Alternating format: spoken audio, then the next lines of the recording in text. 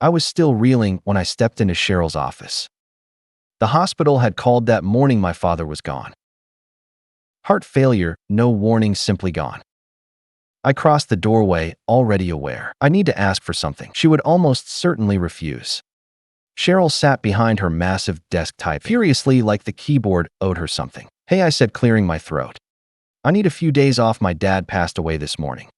The funeral's in Indiana, so I'll need 4 days. She didn't glance up, continuing to type too. She said flatly. I blinked. It's a 9-hour drive each way. She finally looked at me, not a trace of sympathy. You can attend virtually. I stared at her, unsure I heard correctly. This is my father. He had raised me. Alone since I was 10. I wasn't going to watch it over Zoom. Cheryl leaned back, sighing like I was a burden. Then you'll have to choose. We're in the middle of the Norland migration. Everyone's expected to be present. That hit harder than I expected. I had given 3 years to this company. Built every process they relied on, worked late nights. Showed up sick, covered for others' mistakes seriously. I said, my voice tightening, I've never taken a sick day. Never asked for anything. She just shrugged. This is business. We all make sacrifices. I looked down at my hands. They were shaking. Not from grief, rage. Fine, I whispered, 2 days. She turned back to her screen, acting as if I had vanished. I left without another word, but my mind raced. Chest tight, halfway down the corridor, toward my desk. Past the same gray cubicles I had sat at over 1,000 days. Something inside me snapped. Not loudly, not dramatically, just irreversibly. A brief note before starting. How's your day? Where are you joining from? I hadn't meant to look back, yet I did. I stared down that hallway like seeing it for the first time. Fake smiles, half-dead eyes, team posters peeling from the walls. I kept walking, but not back to my desk, straight out the door. I sat in my car for a while before heading inside.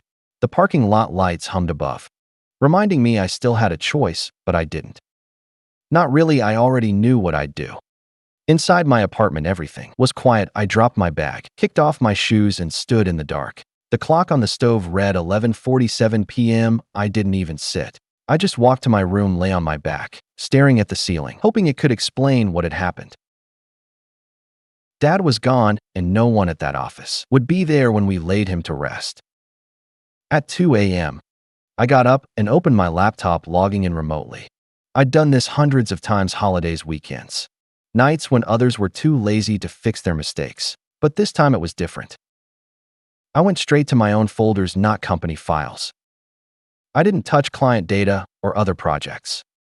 I had built my own system, created from scratch to keep operations running when no one else cared. Integration manuals, client troubleshooting guides, API structures documented because no one else knew them, notes from failed attempts corrected, versions cleaned, code snippets, backup configurations. Most of it I built on my own time.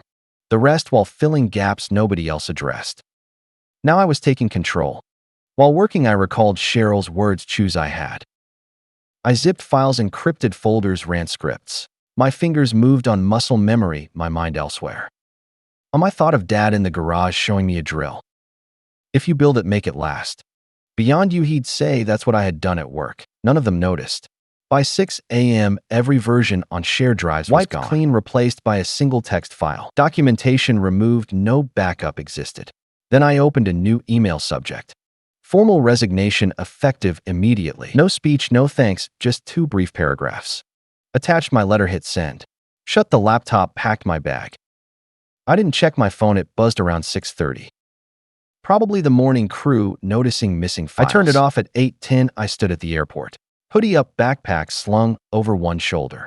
Ticket to Indianapolis in my pocket. The gate agent barely glanced at me. I didn't care. For the first time in 3 years, I felt real. While boarding, someone behind about seats, I want to say, at least your dad is alive, but I didn't. I kept moving. Middle seat, narrow row, no legroom. Didn't matter. I was going home. I stared out the window as the plane climbed. Not thinking about work, Cheryl, Hal, or any of them. My thoughts were on the chapel in Bloomington. The coffee can Dad used for bolts, the scent of wood stained the way he whistled while working, as if keeping busy made the world feel a little less broken. I had no idea what awaited me, but I wasn't afraid. We touched down just after 2 p.m. The moment the wheels hit, I powered on my phone. It lit up like a Christmas tree.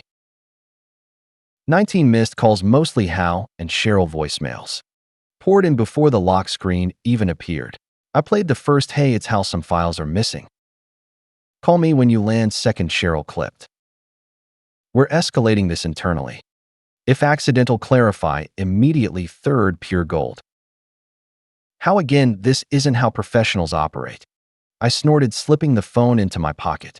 That's rich coming from a man who once forgot to inform a client. Their contract auto-renewed at double rate. I grabbed my rental, a dusty blue Ford Focus that smelled like fries and regret, and headed south to Bloomington. The further from the city, the easier it was to breathe. Dad's house was as I remembered, low brick sloped roof. Porch light flickering with the wind. I stepped inside and was hit by sawdust, old books, and black coffee. Tom hadn't touched it, his boots still by the door. A mug sat half full on the counter like he had just stepped outside. I stood there, hand on the frame, soaking it in. That night, I stayed in the garage, heater humming, sitting at the workbench. I rifled through drawers, clamps, chisels, tiny screwdrivers. In the bottom cabinet, I found a metal tin of baseball cards, rubber banded in sets like he always did. He never collected for money.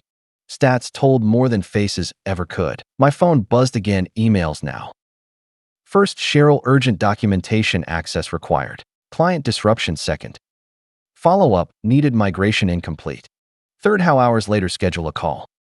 Discuss your situation and funeral plans. Funny how fast they learned his name. I replied, tomorrow 2 p.m. EST works, I'll send the invite. No sign off, no emotion, just business. I set it for 2 p.m. right in the middle of their Norland migration deadline. I knew what that hour meant to them. Closed my laptop, looked around. The garage felt alive. Humming heater, old rafters creaking. I leaned back in Dad's chair, feet on the workbench, watching my phone buzz. They were panicking good. Now they knew what losing the one person keeping it together felt like. Next morning, brewed coffee in Dad's Chipmister Fix-It mug, set laptop on kitchen table. The same table I'd eat at before school. Same backyard where Dad taught me to mow straight. At 1:59 p.m., I clicked the meeting link. Hal appeared first, eyes red, collar crooked. Cheryl joined, hair pinned tight, mouth tense. Third, window woman with glasses. Legal written all over her face. Hal spoke slow, sorry about your father. I didn't respond. He glanced at Cheryl. She said, we need access to documentation. Migration failing without it. I tilted my head. My documentation built on company time. Legal woman work product. I laughed, short, cold. Scripts I made after hours. Guides I built because no training, budget notes I wrote so I wouldn't get blamed. When Hal forgot meetings. Doesn't change that it's proprietary. Legal, no client data, source code, or IP. Tools you made because you had to. Cheryl leaned in. Norland team can't complete migration. Reporting dead clients, asking for dashboards. I sipped coffee, sounds like starving. Hal rubbed his forehead. We need a solution. I nodded. I have one, not rejoining. Not reinstating, but I'll consult. Excuse me, $300 an hour. 20-hour minimum, paid up front. I'll guide your people. Answer questions, finish the job. Extortion. Cheryl snapped. I shrugged. Supply and demand. Hall finance won't approve. Me talk to finance. Clocks ticking. Norland won't wait while you dig through missing backups. Legal stayed silent, typing. I added, I won't be adjusting to your schedule. I'm handling my father's estate this week. Calls a captain at 2 hours per day. You'll have the window. I provide no reply. Cheryl looked like she might snap, but Hal was already nodding. Can you send a formal agreement? He asked. I'll send terms. Once the funds arrive, we'll schedule the first call. Hal nodded, again as if the process pained him physically. We'll expedite it. Legal spoke for the first time since typing. Please don't delete any remaining company-related materials. There's nothing left, I said. You're already standing in the crater. I ended the call feeling no guilt, no hesitation. Only calm, the kind of calm that comes when you stop justifying yourself to people who never cared. Thursday morning hit hard. I pulled on a wrinkled black button-up, still faintly smelling of Dad's garage. No ironing, he wouldn't have bothered. The chapel was the same where we buried Mom. Same stained glass, same creaking pews, same slightly damp carpet regardless of weather. Now it was Dad's turn. I stood near the front, hands in pockets as people filtered in. Old neighbors, Friends from community college, a few from the VFW. Not fancy, but everyone came. Your dad fixed my water heater during a snowstorm, one man said, patting my shoulder. Wouldn't let me pay him, another added. Even his barber came with a little box of sugar cookies. He hated haircuts, she laughed, but always brought pie in July. I nodded, hugged a few, took it all in. Then I saw Mr. Banner, my high school shop teacher, walking down the aisle, same. Thick glasses, stiff gait. He hugged me like I was 17 again. Your dad never stopped bragging about you, he said, voice thick. Every time I saw him, he said, my kid built that system. Alone, you were his world. My throat tightened. I just nodded, couldn't speak. The service was simple, few prayers, a hymn Dad liked. Some guy from college gave a short eulogy about Dad fixing vending machines when facilities wouldn't, short, honest. Afterward, I stepped outside, glanced at my phone, 27 missed calls. I slid it back in without checking. I walked to the shed. On the bench lay a small wooden pendant, rough edges, half sanded, no loophole, yet I picked it up. Turned it over. He'd been making it for me. I remembered him showing me the design a month earlier. Walnut from a tree in Aunt June's yard. I grabbed sandpaper, worked steadily, not fast, not careful, just steady. I didn't feel proud, smug, or justified, just clear. Friday morning, back at Dad's kitchen table. Coffee in hand, laptop, open, earbuds in. Norland call began at 9 sharp. Their team, Hal, Cheryl, and a sleep-deprived stranger were present. Hal cleared his throat. We must delay the presentation. Norland isn't happy. I sipped coffee. That sounds like a problem, Cheryl. We need it fixed now. They threatened to pull out. I nodded. Then let's start. I shared my screen, walking through line by line, error by error, broken API links, failed queries, dead-end scripts patched with copy-paste fixes. One process misconfigured for 3 months. I flagged it in January. No action. How tried? Can we skip the background? No, I cut in. You're paying for clarity, not shortcuts. He went silent. I continued answering questions. No sugarcoating, no softening. This broke because fallback logic was deleted. Report fails as database times out every 3rd run. I told you in December. This is what happens relying on duct tape solutions. By halfway, no one argued, just nodding, typing furiously. Like rebuilding a plane midair. An hour, 47 minutes later, I closed the session. Hal leaned in. We appreciate your help. Cheryl, that was necessary. We'll need you Monday to finalize remaining work. I shook my head, nodding. Contract. But we still have questions. She said, Norland, put them in writing. Wait, Hal said, you're saying you're unavailable Monday. I'll be at my father's lawyer Monday morning. Priorities. They both looked stunned, as if they'd forgotten this whole mess started because they couldn't spare me 4 damn days. Initially, Cheryl tried to salvage it. Well, just tell us when you're available. I clicked leave meeting. That was the beauty of being prepaid. I didn't know them another second. Tuesday afternoon, I joined what was supposed to be the final call. No greetings, no small talk. Just their faces staring. They'd survived a wreck. Howell looked wrecked, hair uncombed, tie loose, voice low. The demo went poorly. Norland was furious. Cheryl didn't hide it. They're granting 2 more weeks to fix it, she said. After that, they're walking. I nodded once. Understood. We went through final questions. Script tweaks, data sync, glitches, a report. Stubbornly pulling March figures for every month. Calm, clear, professional. I answered what was asked, nothing more. At the end, Hal glanced away, back at me. Before we finish, one more thing we've been discussing internally, and we want to make an offer. Cheryl jumped in. A real one, director level, remote, your own team. 3 under you to start. Report directly to Hal. She hesitated. 50% raise.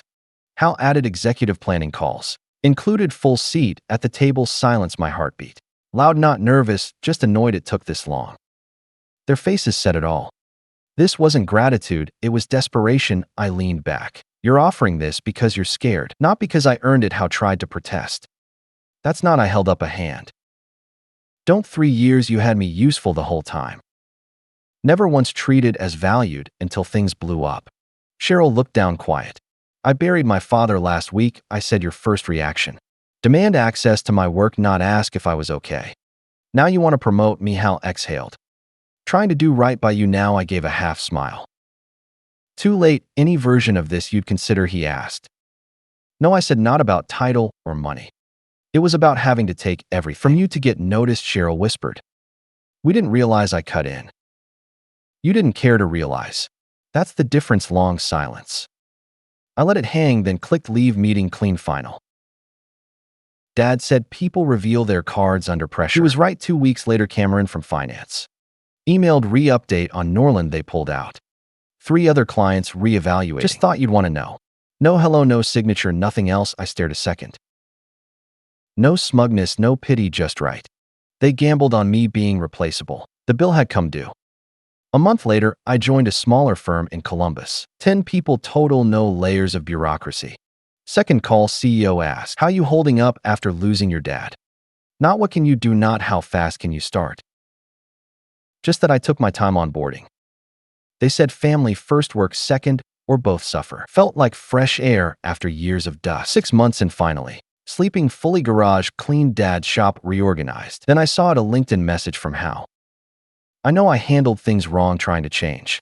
You were right, your dad was remarkable. I stared, deciding if it was worth replying. Finally, he was remarkable, thanks for recognizing it. That was it, no grudges, no second round closure. That night, I placed the wooden pendant on my desk, walnut smooth, now finished.